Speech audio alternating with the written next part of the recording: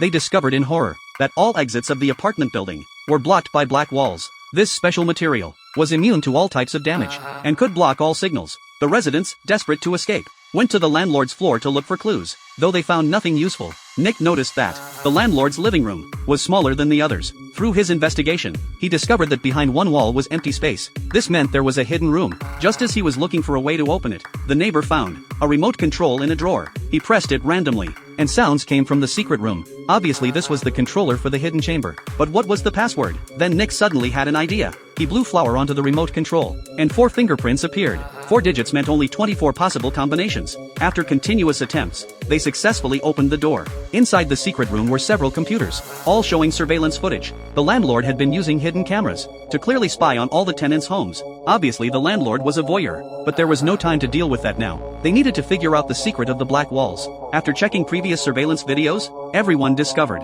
that the brick walls had suddenly emerged at 4 o'clock. As the surveillance footage continued playing, Nick noticed that the programmer living on the first floor, who was Anton's friend, had actually managed to open the black wall before, although the surveillance didn't capture the moment the black wall opened. After a series of flashing lights on the wall by the entrance, they could clearly see hallway light streaming in from outside. But before they could celebrate, a terrifying scene appeared in the surveillance. Anton suddenly pulled his friend back inside, and then strangled him to death. Realizing something was terribly wrong, Nick rushed back in panic, but it was already too late. The old man's granddaughter had been killed, and the neighbor was being held hostage by Anton. Nick immediately fought with him, but being weak, he was quickly overpowered. Just as Anton was about to deliver the killing blow, the neighbor intervened to help, and they managed to subdue Anton. Under continuous interrogation from everyone, Anton finally revealed the whole story. It turned out that he and the programmer friend he had killed both worked for a nanotechnology company. Those mysterious black walls were their company's products, and as a veteran employee, he knew very well that the company would only activate these black walls when encountering viruses or major disasters